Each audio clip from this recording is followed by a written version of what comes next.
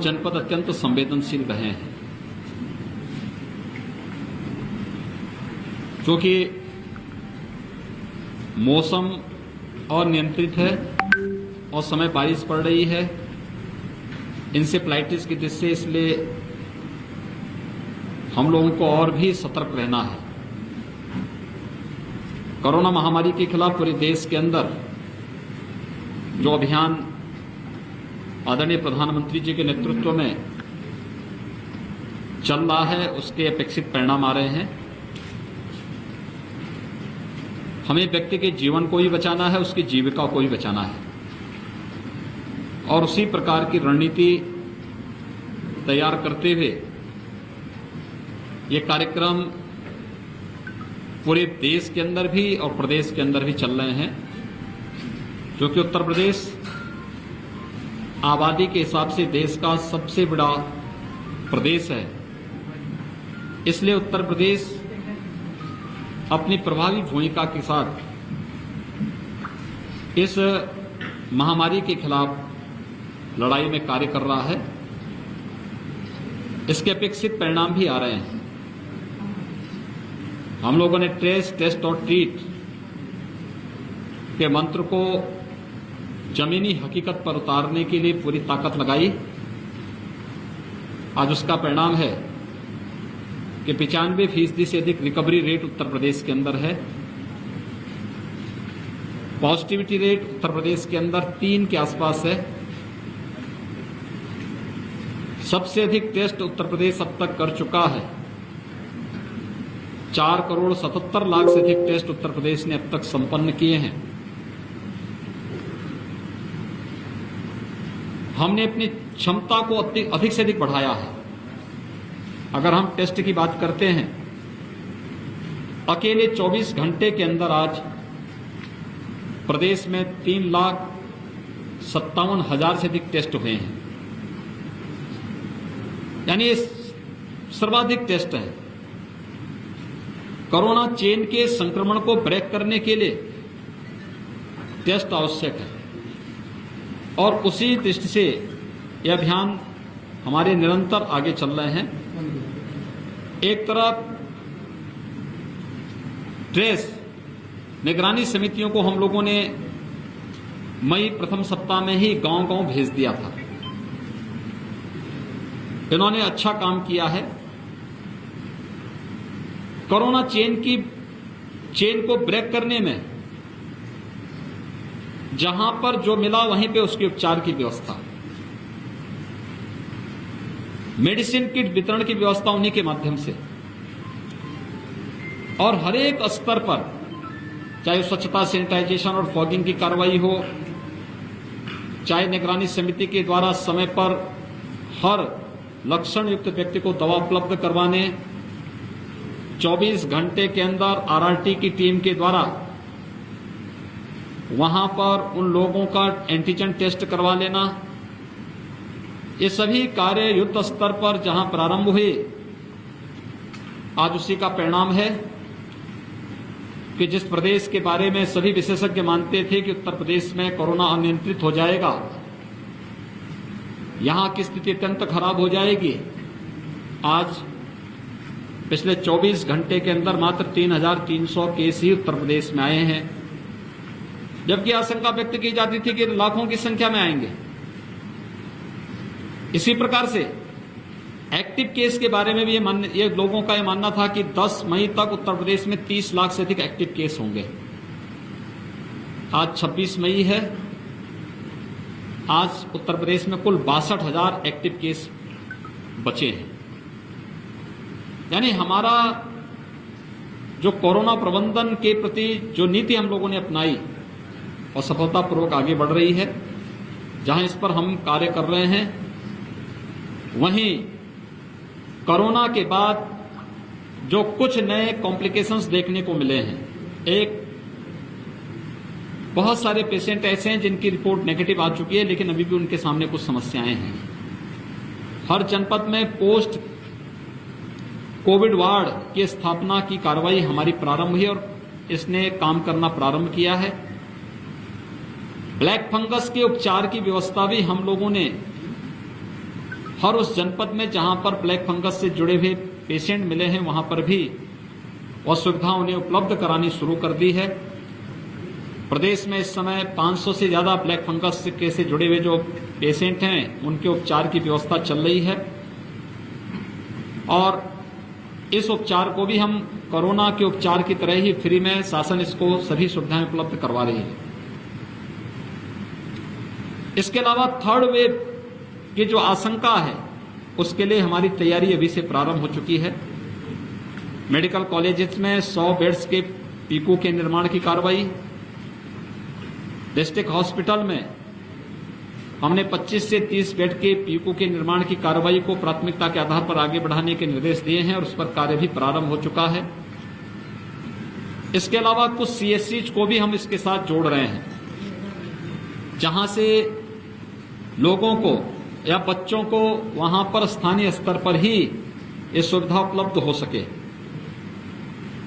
Ambulance की response time को कम से कम किया जा सके, इसके लिए 108 की 75% एम्बुलेंस हम लोगों ने कोविड कार्य में लगाया है। महिला और बच्चे उनके लिए विशेष रूप से 102 की 2200 एम्बुलेंस पूरे प्रदेश में लगाई गई हैं।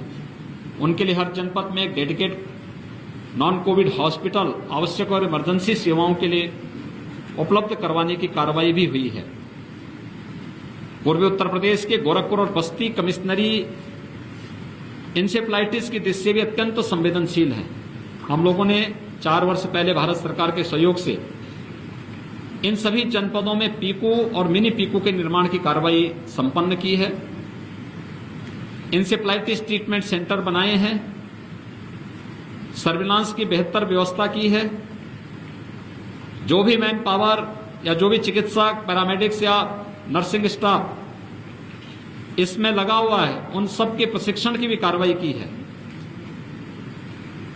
आगे थर्ड वेव के लिए भी और इंसेफ्लाइटिस की संभावित स्थिति को ध्यान में रखने के लिए भी हम लोगों ने कहा है कि हम लोग इस पर विशेष ध्यान दें कि मैन पावर का प्रशिक्षण भी साथ साथ चलना चाहिए।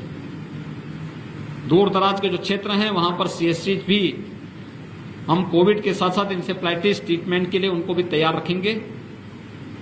ये व्यापक समीक्षा यहां पर हुई है।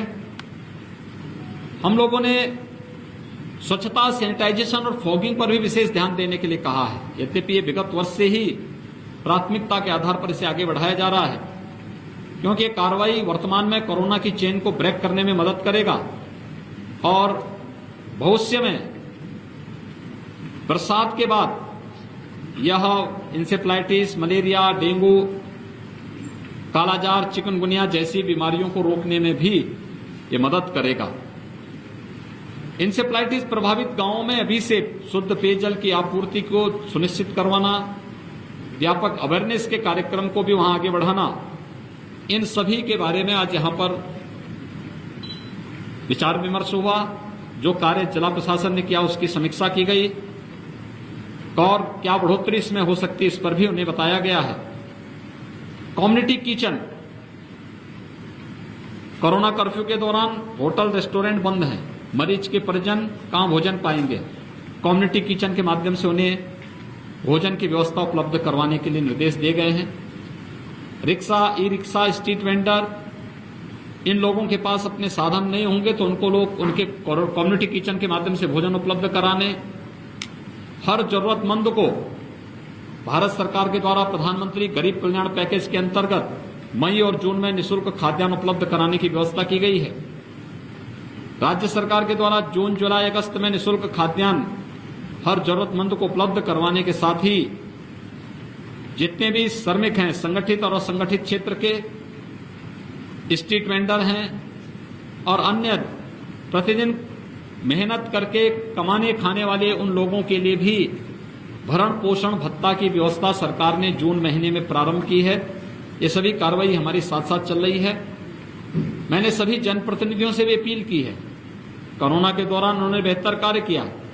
किसी एक सीएससी अपनी विधानसभा क्षेत्र में या अपने संसदीय क्षेत्र में किसी एक सीएससी या पीएससी को वे गोद लें और उस पर वे निरंतर वहां विजिट करके वहां की गतिविधियों को आगे बढ़ाने में अपनी मदद करेंगे तो ग्रामीण क्षेत्र में स्वास्थ्य सुविधाओं को और बेहतर बनाने में हमें मदद मिल सकती है। कोरोना के खिलाफ जो ये लड़ाई चल रही है, इसमें वैक्सीनेशन का भी बहुत बड़ा रोल है। प्रदेश ने अब तक 1,81,00,000 से अधिक लोगों को वैक्सीन दिया है। इसमें 13,65,000 से अधिक युवाओं को उपलब्ध हमने उत्तर प्रदेश के अंदर वैक्सीन उपलब्ध करवाया है। 1 जून से हम वैक्सीनेशन के कार्यक्रम को काफी ज्यादा तेजी के साथ आगे बढ़ा रहे हैं। 45 साल से अधिक उम्र के प्रत्येक व्यक्ति को वैक्सीन पहले से ही उपलब्ध कराया जा रहा है हर एक जनपद में। प्रदेश के अंदर वर्तमान में 23 जनपदों में हम लोगों ने 18 से 44 वर्ष की आयु के लोगों को वैक्सीन देने की कार्रवाई प्रारंभ की है। 1 जून से सभी 75 जनपदों में हम इस वैक्सीनेशन के कार्यक्रम को तेजी से आगे बढ़ाना चाहते हैं। इसके लिए सभी प्रकार के निर्देश हर जनपद को दिए जा चुके हैं। 18 से 44 वर्ष की आयु वर्ग के जिन लोगों को ये वैक्सीन देना है, उसमें कुछ प्राथमिकताएं भी तय की गई हैं।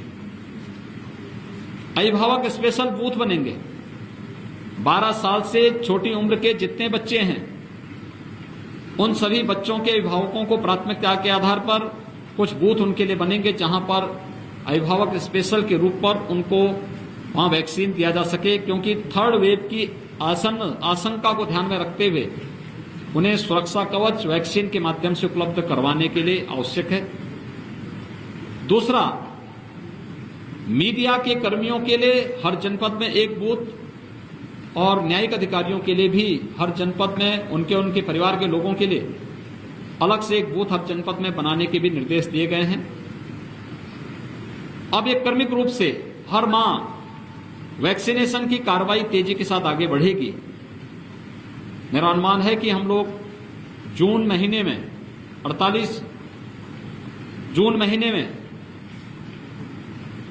18 से 44 आयु वर्ग के 48 लाख युवाओं को ये वैक्सीन उपलब्ध करवाने में सफल हो जाएंगे। और ऐसे ही 45 वर्ष की आयु के लोगों को भी अब तक हर महीने जितना वैक्सीन दे रहे हैं, इससे ज्यादा वैक्सीन हम लोग उपलब्ध करवाएंगे। ये सभी कार्रवाई, वैक्सीनेशन का ये पूरा कार्यक्रम, जितना पूरा ड्राइव चल रहा है, ये फ्री में है और हर एक जरूरतमंद व्यक्ति ऑनलाइन रजिस्ट्रेशन करके इसका लाभ ले सकता है। मेरी आप सबसे भी अपील है कि आप लोग मीडिया से जुड़े हैं, भारत के जागरूक नागरिक हैं।